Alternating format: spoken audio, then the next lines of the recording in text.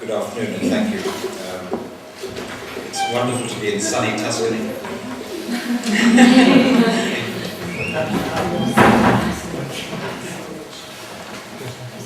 Okay, that right?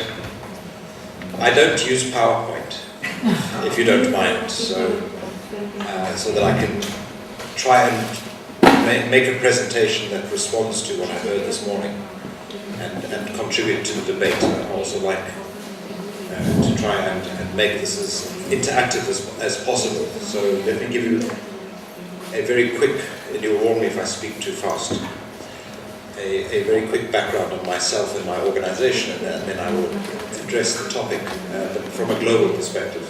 I think very much the same issues that you were discussing this morning are global in the challenge and in their response. Personally, I'm South African.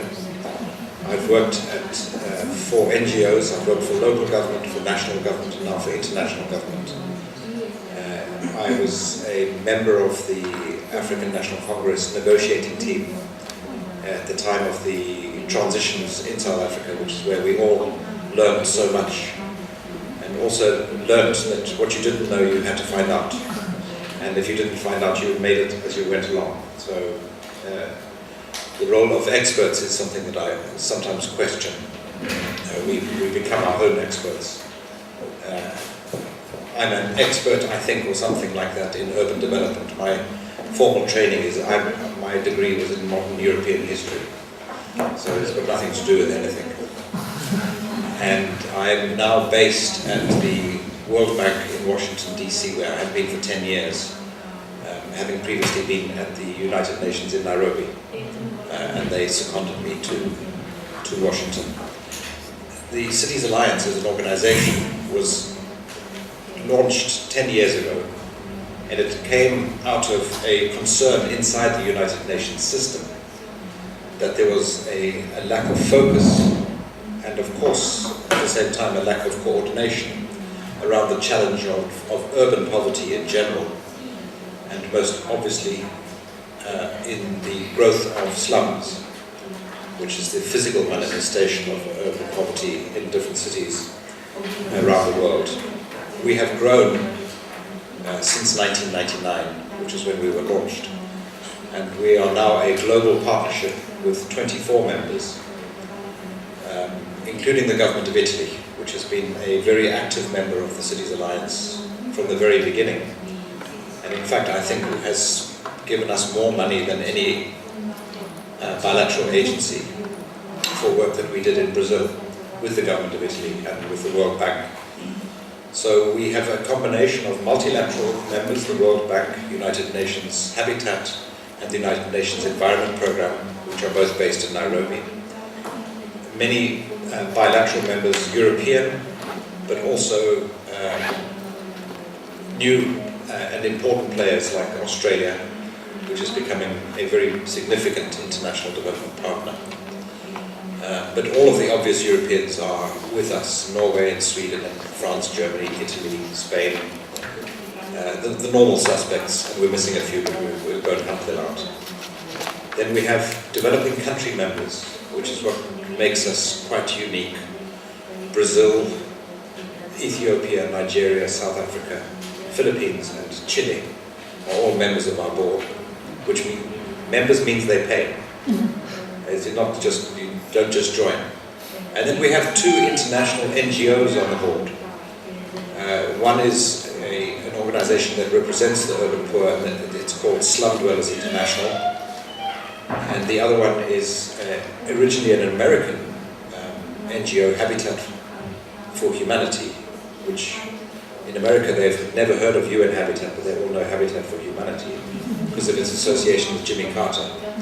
And they are organized in about 83 different countries, and have each one of which is a separate chapter. And so when you're talking about the role of local governments and non-state actors, we have both on our board. So they're built into the actual DNA of the Cities Alliance. Local governments are represented by United Cities and Local Governments, which is a global organization, the one that was meeting in Florence for the last 3 days, and which has its headquarters in Barcelona. And of course Metropolis, which represents the big cities.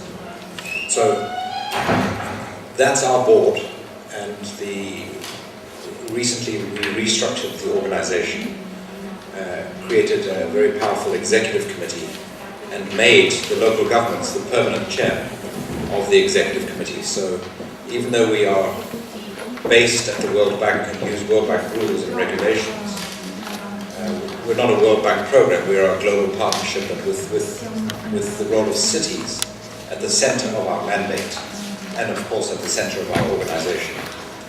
So the context of our work, of the Cities Alliance, is the challenge of urbanization, which is the way in which Latin America has changed in the last 3 to 4 decades, and Africa and Asia is in the process of changing and will largely complete its transition from mainly rural economies to overwhelmingly urban economies in the next 30 years. And from our perspective, this impact of urbanization, which has been very poorly understood, particularly by the development agencies, is a complete game changer. Every topic you have discussed today will be changed completely by urbanization. Poverty, governance, the role of local government, environment, climate change, population growth, the role of youth, the developmental role of, and political role of women, but fundamentally the economy, society, and politics will all be changed by urbanization. And that is why, for us, this is not a theme or something interesting.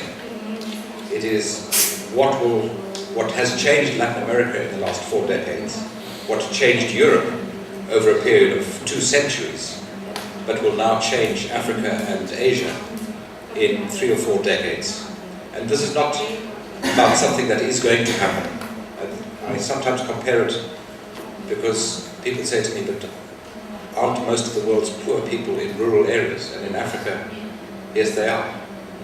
Then I say, but you're worried about climate change. We still have glaciers and we still have ice. But it's changing right now. And if we don't think about how to respond now, by the time it's happened, it will be too late. And one of the biggest lessons from Latin America is, if we look at the progress that has now been made, for example, in Brazil or in Colombia or in Mexico, in terms of dealing with the favelas, with slums and the cities, they are doing now what they didn't do 40 years ago. So they are fixing the problem afterwards. And the challenge and the opportunity for Sub-Saharan Africa, for South Asia, and for Southeast Asia is to try and get a better understanding of how to respond to urbanization, and to realize that when we talk about getting urbanization right, it means getting cities right. Because ultimately it is going to be in hundreds and thousands of cities of different size where this reality, it's an issue of national importance. But when you talk about think globally and act locally, almost in no sense is it more powerful than in urbanization. So when we have a situation, I try not to use numbers to scare people, because it's not, for me it's not scary. Urbanization should be seen not as a problem, but as the biggest challenge and opportunity to deal with all of the problems that we focused on, including poverty and including climate change. So, what makes the current process of urbanization so different in Africa and in Latin America, so different from Europe, is, I've mentioned one, is two elements. Scale, in other words, the sheer numbers, that are urbanizing, or the growth of urban areas, and pace, the speed. And it's those two factors combined that make the process so challenging in developing countries. Let me give you a very simple example. In 1950, which is not that long ago, Lagos and Ottawa in Canada were the same size. Ottawa, the capital of Canada, and Lagos were the same size. Lagos' population now is unknown because no one can count it. But let us estimate 13, 14, 15 million on its way to 24 million, which will make it the same size as Canada in population, more or less. And Ottawa is 1.5 million population now. They were the same size. So when people say, we don't know what you're talking about, visit the two places. The challenge, of course, in Lagos is that no one has ever written a guidebook for how to run a city that doubles in size in 15 or 20 years. That is what will happen to every city in Uganda, every city in Burkina Faso, every city in Kenya in the next 15 to 20 to 25 years. They will double in population size, also in India. This is not about, again, this is not for me terrifying or a problem. It requires intelligent policy, forward thinking, and clear political leadership, all three of which are missing at the moment in many places. Let me generalize. We're doing a tour of the world in half an hour, so I will generalize to some extent. But the first thing to realize about this urban growth, it's not all rural to urban movement.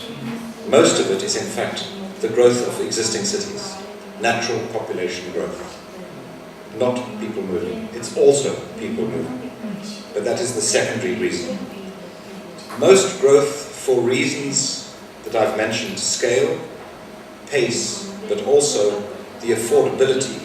This is mostly happening in poor countries. Most growth is informal.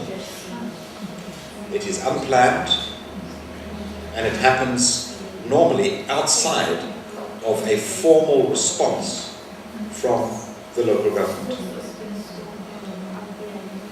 The policy response of most governments, most national governments, to urbanization is either somewhere between unresponsive, i.e. no plan, or negative. Most national governments view urbanization as a problem, something to worry about, and even something to try and stop.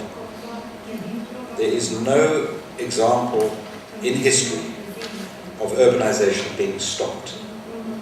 It has been tried many times, most famously, of course, by the South African government in a system called apartheid. If you actually break it down, it was an attempt to control population movement so that black people were kept out of white cities unless they were needed to provide labor. So the South African government, this is an example I've used many times with other African governments. The South African government used its entire army, its police force, its local government system,